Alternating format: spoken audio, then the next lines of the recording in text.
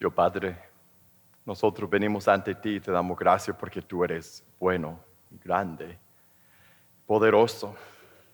Y nosotros podemos cantar a ti y declarar todo lo que eres. Y ahora, Dios, podemos abrir tu palabra y leer y pedimos, te rogamos, Dios, que tu palabra sea, que tú tomes la espada de tu espíritu y que sea viva y poderosa como tú has prometido que es. Que al leer que tú nos transformes, que no seamos iguales. Después de contemplar tu palabra, que tú nos transformes. En tu nombre oramos. Amén. Que voy a contar una historia que creo que nunca lo he contado aquí enfrente en un mensaje, y si lo he hecho, pues puedes dar gracias a Dios que tu memoria es mejor que la mía, pero eso no es decir mucho, porque la mía no es tan buena. La historia es esa. Cuando estaba saliendo de colegio, yo empecé a trabajar en una funeraria que queda ahí saliendo, casi saliendo de Lincoln. En ese tiempo estaba en la orilla de Lincoln, ahora hay más ahí, en la Lincoln Memorial, la que está allá en el sur.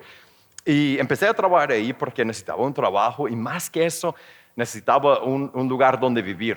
Tenía problemas en mi casa y yo necesitaba donde vivir y donde trabajar, y ahí me ofrecieron un apartamento en la funeraria. Entonces, estás imaginando qué significa eso. En la funeraria yo vivía, tenía mi apartamento, tenía mi trabajo, entonces de trabajo a la casa al trabajo era distancia corta. Yo hacía muchos trabajos ahí. El trabajo principal que yo hacía, y puede imaginar, para empezar, cómo pensaban mis amigos de mí. Pensaban que estaba loco, que ellos no podían concebir de vivir en una funeraria, no porque era una funeraria, sino por lo que traía la funeraria, los ataúdes vacíos. Teníamos como no sé cuántos, 100 ataúdes, tenía una bodega de ataúdes, tenía así se dice, ¿va? Ok. Baúl, ataúd, que no es del carro, ok. Y los cadáveres de los difuntos. Esa era la parte que más espantaba a mis amigos. ¿Cómo vamos a visitarte ahí en tu casa? ¿Cómo vamos a...? Yo era de mi grupo, yo era el primero que tenía su propio lugar, y lo arruiné porque nadie quería venir ven a mi casa, vamos a ver una película. ¿En tu casa? Creo que no. Y mi trabajo principal era salir en las noches y tenía que siempre... Después de las 5, antes de las 8, esas son las horas no laborables de ellos, yo tenía día por medio que tener siempre conmigo. Si salía con mis amigos, no importaba, tenía que llevar un saco formal con corbata y todas las cosas. ¿Puedes imaginarme un saco? Feo. Tenía que llevar mi saco y estar preparado, dispuesto en cualquier momento a hacer el cambio de Superman y con mis amigos en la película, de salir rápido y hacer el cambio. Para mi trabajo principal era ir a traer a los que recién habían fallecido. Entonces yo era la primera persona que la familia de los difuntos miraban, de la funeraria. Yo era la primera persona, casi siempre aparte de ellos mismos, de los que estaban ahí, que se habían dado cuenta en ese momento que había fallecido mi papá o mi abuelo, mi hijo, y yo era uno de los primeros en llegar. Y puedes imaginar la tristeza que yo miraba.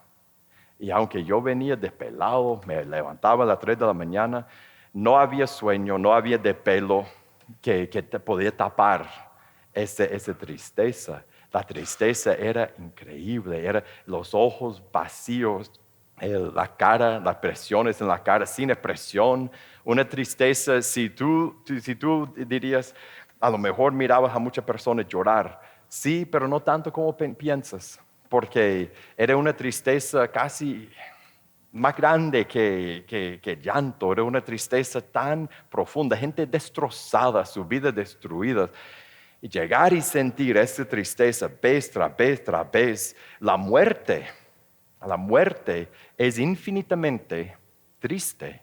Es infinito, nos quiebra, nos destruye. La muerte en todas sus formas. La pareja que pierde a un bebé que no ha nacido todavía y por el resto de su vida tiene esa memoria de ese bebé que no nació, que nunca conocieron, pero que falleció. Los niños que no tenían por qué morir.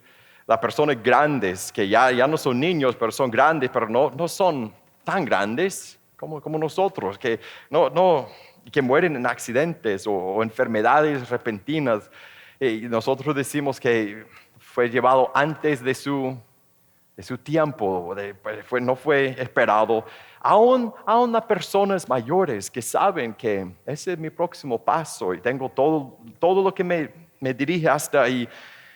Nos destroza la muerte, nos destruye la muerte, nos deja sentir vacío, nos llena de tristeza. Y cuando es alguien cerca de nosotros, cuando es alguien que conocemos y amamos, nos arranca el alma. Y aún, ¿te has fijado que aún cuando escuchamos de alguien que no conocíamos, la muerte nos hace sentir algo, aún una celebridad, una persona que nunca has conocido en tu vida, pero escucha, fulano murió y sientes algo.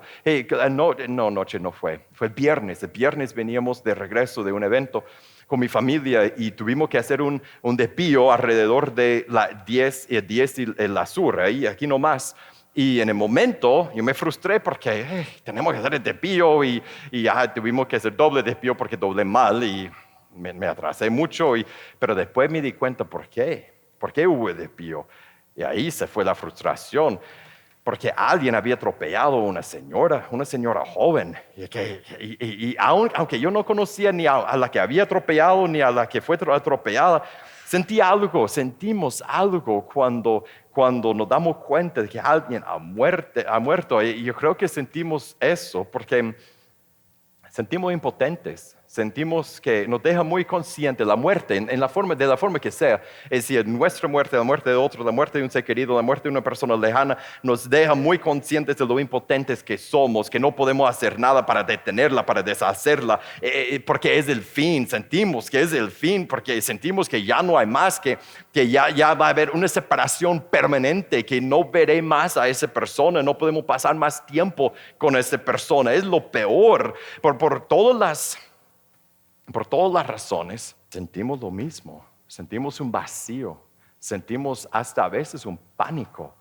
y no queremos pensar en nuestra muerte, ¿cierto? ¿No? Que uno quisiera no pensar algunos se sienten mal conmigo porque les estoy haciendo pensar en ese momento, en ese instante de tu muerte, ya lo puedes olvidar, pero sentimos lo mismo, sentimos vacío, sentimos, va a haber una separación de mi familia, mis amigos, a mis seres queridos, y yo no puedo hacer nada para detenerla. Si para mi corazón hoy, en camino a la casa ya estuvo, no hay otro, no hay remedio. Busque en el Evangelio de Juan, capítulo 11, va a estar en la pantalla, lo puede buscar ahí o en su teléfono, en su Biblia. En Juan capítulo 11, verso 1, hay una historia, encontramos una historia de la muerte, de la tristeza, la misma tristeza que sentimos. Y lo que veremos en esa historia es que la tristeza, el vacío, la impotencia que nosotros sentimos frente a la muerte, siempre la persona han sentido lo mismo, no es algo nuevo. En Juan 11, verso 1 dice, estaba enfermo cierto hombre llamado Lázaro de Betania,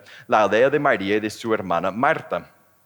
3. María, cuyo hermano Lázaro estaba enfermo, fue la que, ¿recuerda la historia? Ungió al Señor con perfume y le secó los pies con sus cabellos. Esa es otra historia, pero fue ella. Las hermanas entonces mandaron a decir a Jesús, Señor, el que tú amas está enfermo. Tu amigo, tu buen amigo, nuestro hermano está enfermo. Y implícito en eso es, si tú sanaste a tantas otras personas, ven a sanar a nuestro hermano. Y Jesús fue, pero esperó antes de ir. Y por sus razones, él esperó antes de ir. Y saltamos al verso 17. Dice, luego pues, Jesús halló que ya hacía 4 días que Lázaro estaba en el sepulcro.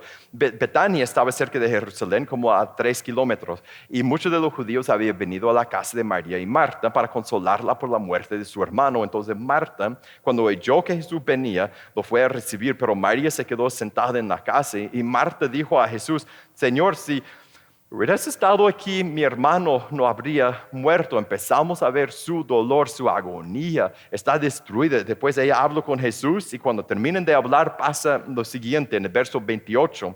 Dice, habiendo dicho eso, Marta se fue y llamó a su hermana María, diciéndole en secreto, el maestro está aquí y te llama.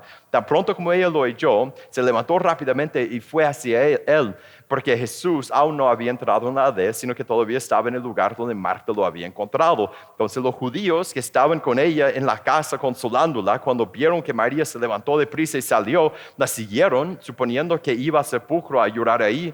Al llegar María donde estaba Jesús, cuando lo vio, se arrojó a sus pies, diciendo, Señor, si hubieras estado aquí, mi hermano no habría muerto. Y cuando Jesús la vio llorando y a los judíos que vinieron con ella llorando también, se conmovió profundamente en el espíritu y se entristeció. ¿Dónde lo pusieron?, preguntó Jesús. Señor, ven y ve. Le dijeron. Jesús lloró. Por eso los judíos decían, miren cómo lo amaba. Estaban destrozados, estaban vacíos, estaban deshechos, igual que nosotros. Esa es la misma tristeza que nosotros sentimos cuando experimentamos la muerte. Esa es la tristeza, la devastación. Esa tristeza nos lleva a nuestra pregunta. Hoy hemos estado viendo las preguntas difíciles, las preguntas que nos hacen cuestionar todo, especialmente Dios y la vida. Nuestra pregunta hoy es una de esas preguntas, quizás es la más pesada, la más difícil de todas las preguntas que hemos visto hasta el momento. La pregunta es, si la muerte es tan horrible, si Dios es tan bueno, ¿por qué existe la muerte? ¿Por qué existe? ¿Cómo puede un Dios de amor dejarnos sentir tanta tristeza? Básicamente esa es la pregunta que María y Marta hicieron a Jesús, ¿no? Ellos le dijeron, lo pudiste haber sanado. Tú tenías el poder de haberlo sanado y no llegaste. Él no tuvo que haber muerto. ¿Por qué? ¿Por qué existe la muerte? ¿Por qué murió mi hermano? ¿Por qué existe la muerte? Esa es nuestra pregunta hoy. ¿Y cuál es la respuesta? Bueno, para ver la respuesta a esa pregunta, regresamos a donde vimos la muerte por primera vez. ¿Dónde vimos la muerte por primera vez? Si tienes tu Biblia, vaya al principio, vaya al capítulo 3 de Génesis. Después de que Adán y Eva se rebelaron contra Dios, desobedecieron a Dios, Dios lo castigó, pero por primera vez, después del castigo que les da, vemos la primera instancia de muerte en la Biblia. En Génesis 3:21 dice, el Señor Dios hizo vestiduras de piel para Adán y su mujer y los vistió. ¿Qué tiene que ver eso? ¿Qué estaba pasando ahí? Recuerda cuando ellos habían pecado contra Dios, comieron del árbol de fruto del árbol de conocimiento del bien y el mal. El único árbol donde Dios había dicho, no van a comer de eso, y ellos comieron porque querían ser como Dios, y en el instante que comieron, se les abrieron los ojos, ya tenían conciencia del bien y del mal, del bien y del mal, y en ese instante se dieron cuenta de que estoy desnudo, y sabían que estaban desnudos antes, pero ahora que tenían conciencia del bien y del mal, ellos sentían por primera vez en su vida vergüenza, sentían vergüenza porque estaban desnudos. Y recuerden qué hicieron, escucharon a Dios venir y se fueron a esconderse en unos arbustos, y después Dios los llamó y ellos salieron y estaban apenados, estaban avergonzados por su desnudez. Y después de castigarlos, después de decir Dios que el mundo está quebrado, que por su rebeldía contra mí la creación se rebela contra el Creador, el mundo está quebrado, Dios cubre su desnudez. Él les hace vestiduras de piel. Y para que Él pudo haber cubierto su vergüenza, su desnudez, algo tuvo que haber muerto, ¿no?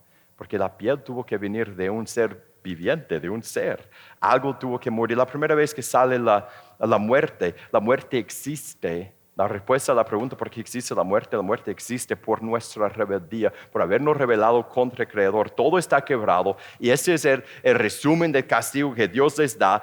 Va a haber dificultad en su vida. Lea antes en Génesis capítulo 3, la enfermedad y el dolor y todo lo que va con nuestra realidad de la muerte es parte de eso. Todo está quebrado. La mortalidad cambia como consecuencia de la rebeldía de ellos contra Dios. Mira después en Génesis capítulo 3:22.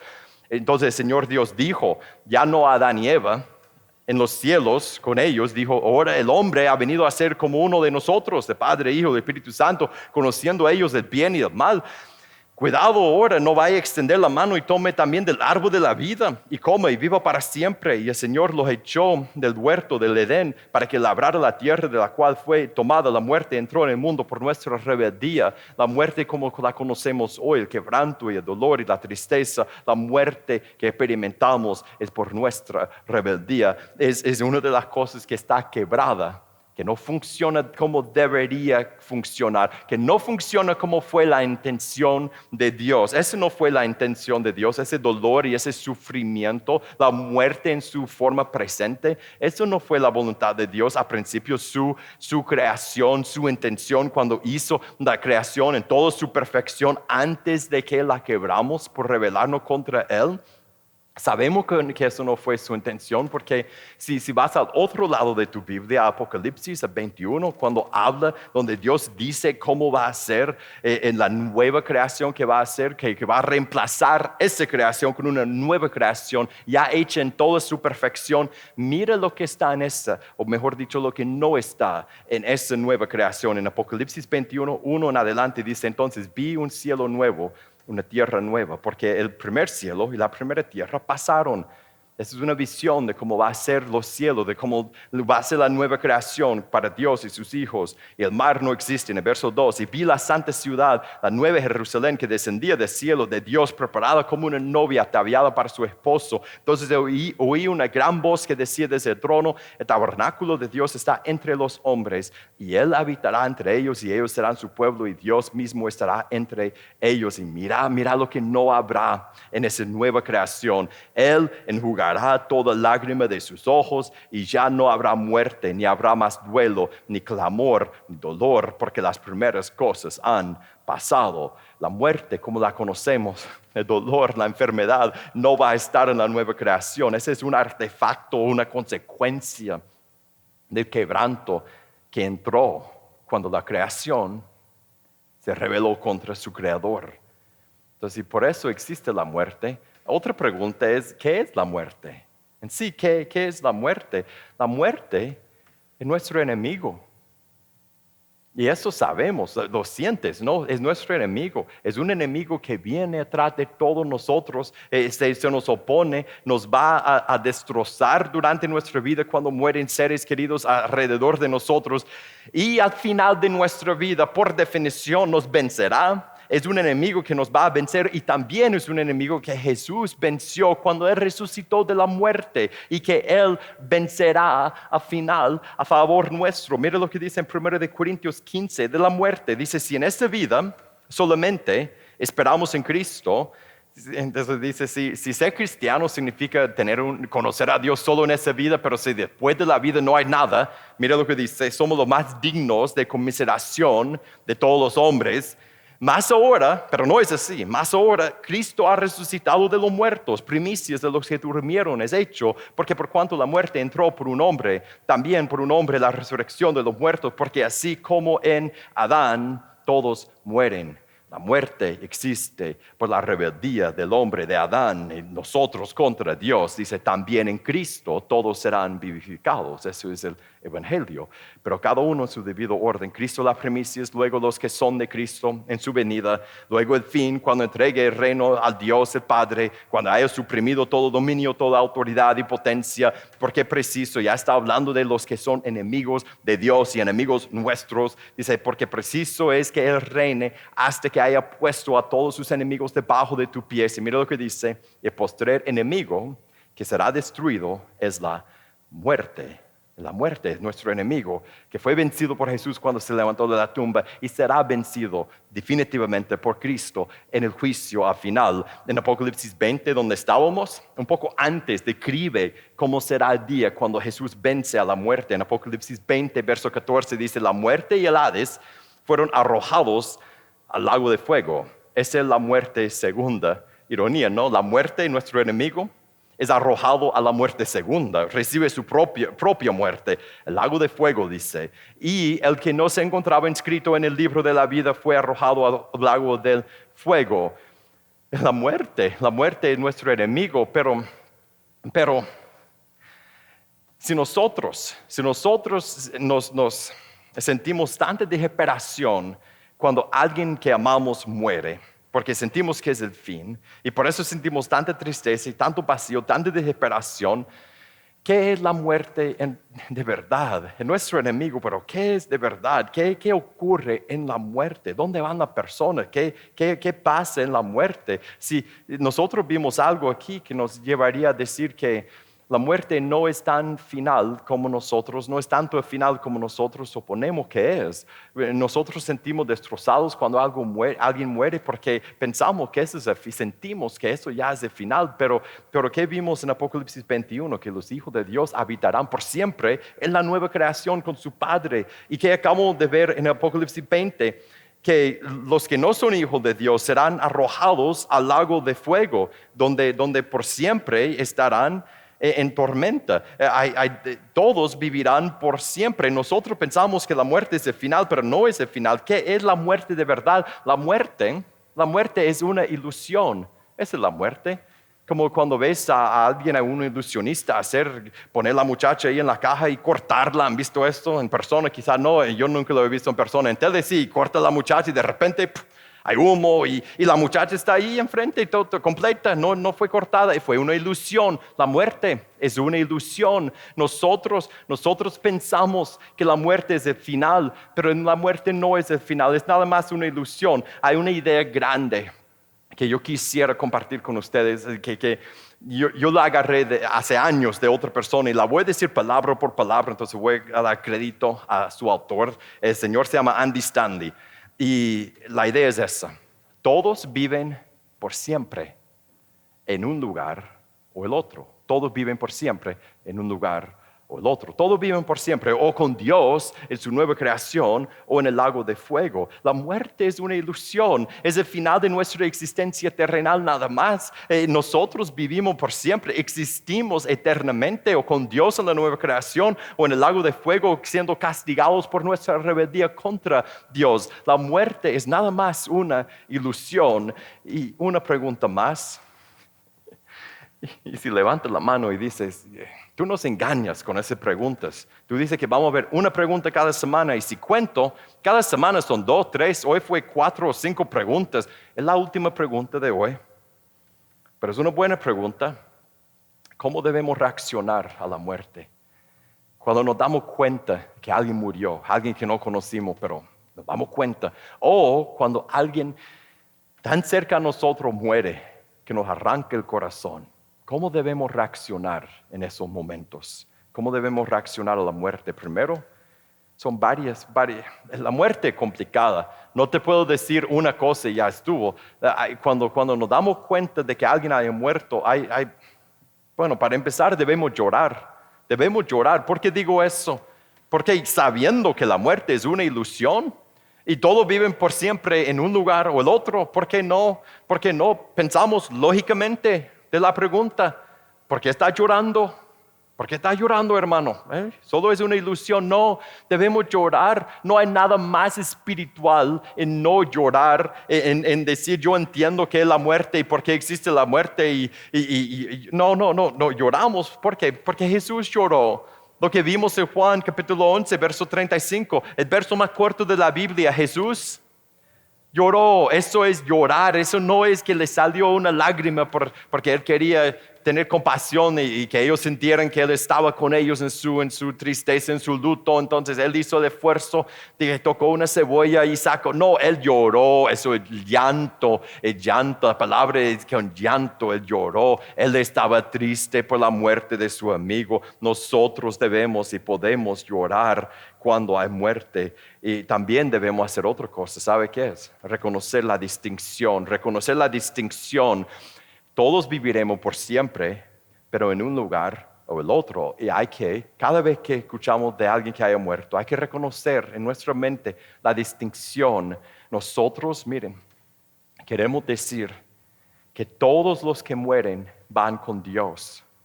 No importa cómo era la persona en su vida. Si te has fijado, cada vez que vas a un funeral, todos van al cielo en ese momento. Nosotros queremos decir eso, pero no es cierto. Hay que reconocer la distinción. La muerte es sumamente triste para los que no conocen a Cristo, porque ya no hay esperanza. Ya no hay esperanza de que conozcan a Jesús, de que entren en paz con Dios, que sirvan a Cristo con su vida, porque ya no hay vida. Su esperanza, su oportunidad pasó. Y para los que son cristianos, para los que son hijos de Dios, acaban de entrar en lo mejor. Entonces, si alguien muere que es cristiano, estamos llorando, lloramos. Pero debemos en medio de nuestras lágrimas exaltar a Cristo. Cuando muere uno de sus seguidores, hay tristeza porque no está con nosotros y lloramos. Pero en el llanto, y si tú has experimentado eso, tú sabes cómo es, en medio del llanto hay alegría porque esa persona, por la gracia de Dios, fue rescatado del reino de tinieblas, entró en la luz, Jesús la salvó, puso su espíritu en ella y terminó fiel su carrera con Jesús. Y las próximas palabras que va a escuchar esta persona es: bien hecho, buen siervo y fiel. Eso es increíble. Y en medio de nuestro llanto hay que exaltar el evangelio y la cruz y la redención y la santificación y la obra cumplida del Espíritu Santo. Hay tristeza lleno de gozo en ese momento. Y debemos consolar a los vivos, especialmente cuando muere alguien que no es cristiano, que está fuera de Cristo. Y no podemos decir todo está bien, pero sí podemos consolar a los que quedaron. Intentamos hacernos sentir mejor y hacer sentir mejor a todos por decir que todos van al cielo, que están en un mejor lugar. Pero eso a veces es cierto, a veces no. Y yo sé, no es nuestro lugar ser el juez en ese momento y decir, fue al infierno. Tampoco es nuestro lugar ser el juez en ese momento y decir, fue al cielo. Eso es de Dios decir eso. Nosotros no podemos contradecir la palabra de Dios en ese instante. Entonces, ¿qué hacemos? En amor abrazamos a los que quedaron, a los que están llorando, a los seres queridos, a la familia. Y lo aconsejamos, lo guiamos en ese momento a refugiarse en Dios, a buscar a Dios. Y proclamamos en ese momento, le proclamamos el Evangelio para que tengan, le decimos, tú tienes la oportunidad de conocer a Cristo, porque algún día tú vas a estar en este momento. Prepárate, tú puedes estar en paz con Dios. Y en todo caso, si alguien muere, que cristiano o no, que es un ser querido, una celebridad que ni conocimos, un conocido, alguien que apenas conocimos, cada vez que escuchamos de que alguien haya muerto, debemos hacer lo siguiente: debemos tomar un momento para nosotros mismos. Debemos pensar en nosotros mismos en ese instante. Debemos recordar nuestra realidad, que ese mismo enemigo viene para mí y para ti, y pronto tú y yo estaremos adentro de una caja, y nuestros amigos y nuestros seres queridos, y aún personas que no eran nuestros amigos en la vida, pero en ese momento llegarán, y todos llegarán alrededor de nosotros, y no estaremos.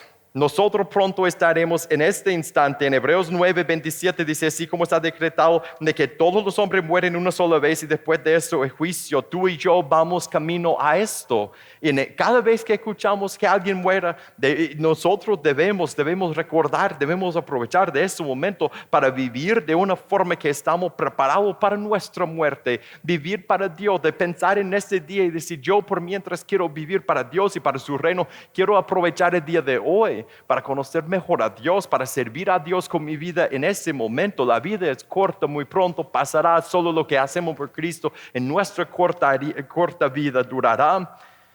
Y la pregunta para nosotros en ese momento, y cada vez que escuchamos, que nos damos cuenta que alguien haya muerto, es preguntar a nosotros mismos: ¿qué necesito hacer yo para prepararme para mi muerte?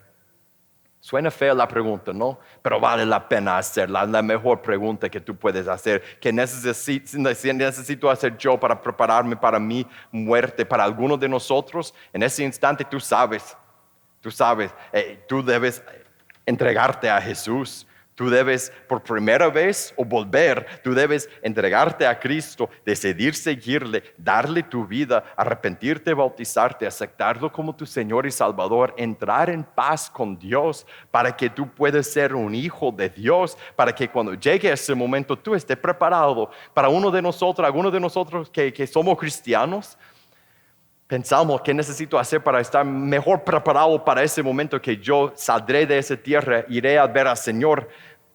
Lo primero en que pensamos es un pecado persistente que tenemos, un pecado persistente que es parte de nuestra vida y sabemos que yo jamás podría estar delante de Dios con ese pecado en mi vida y con verlo, no podría. Y nosotros en esa vida en ese momento debemos tomar la decisión. Yo voy a dejar este pecado. Para otro de nosotros pensamos en nuestra vida y nuestra vida la vivimos para nuestra vida, para nosotros. Y nuestra vida es todo para nosotros. Y no buscamos estudiar con otras personas, no buscamos guiar a otras personas, nos dedicamos a nuestro ministerio. Hay mucho que lo hacemos, pero podríamos hacerlo más y pensamos en nuestra muerte y queremos llegar al final en un estado no solo de tener paz con Dios, pero de estar activamente sirviendo a Dios, cerca de Dios, trabajando, dedicados, enfocados. Queremos ser como el apóstol Pablo al final de su vida. Él sabía, muchos de nosotros no tendremos quizás la dicha de saber que pronto moriré.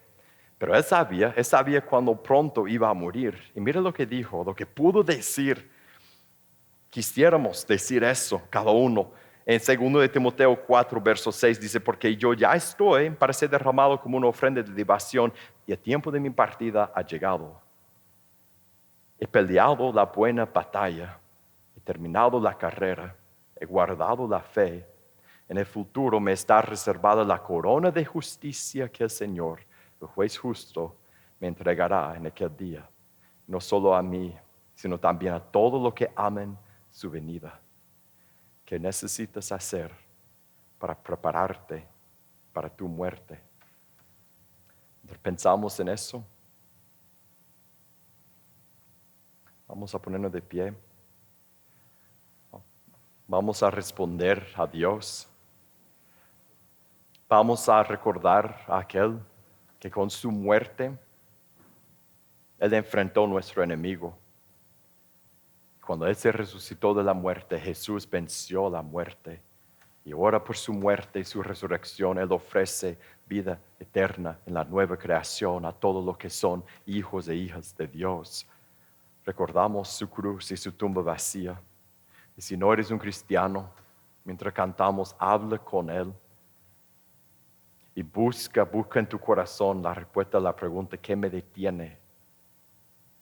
¿Qué me detiene? Y si es en ese momento, o en un momento en el futuro, cuando tú llegas a decir, nada me detiene, tengo que hacerlo, solo tienen que decir a uno de nosotros, puedes arrepentirte, bautizarte y entrar en la familia de Dios. Para los que ya son cristianos, mientras cantamos, pasa adelante, toma la Santa Cena. Mientras que la tomas, recuerda, no es un rito vacío, es un momento para que tú meditas en esa pregunta. Mientras que recuerdo la muerte de Jesús, medita en esa pregunta, ¿qué necesito hacer yo para prepararme, para estar mejor preparado para mi momento de muerte? Y habla con Dios. Y Dios Padre, te pido que hoy, que tu Espíritu Santo se mueva entre nosotros, en cada uno de nosotros. Al hacer esa pregunta, ¿qué quieres tú que hagamos para prepararnos mejor para ese momento? Que saldremos de esa vida y te veremos. Dios, te pido que tu Espíritu Santo nos diga. Tú sabes mi corazón y el corazón de cada uno de mis amigos y mis hermanos. Te pido, Dios, que tú nos digas qué debemos hacer para que podamos vivir esta vida para tu gloria y estar listos cuando nos toca. En tu nombre oramos. Amén.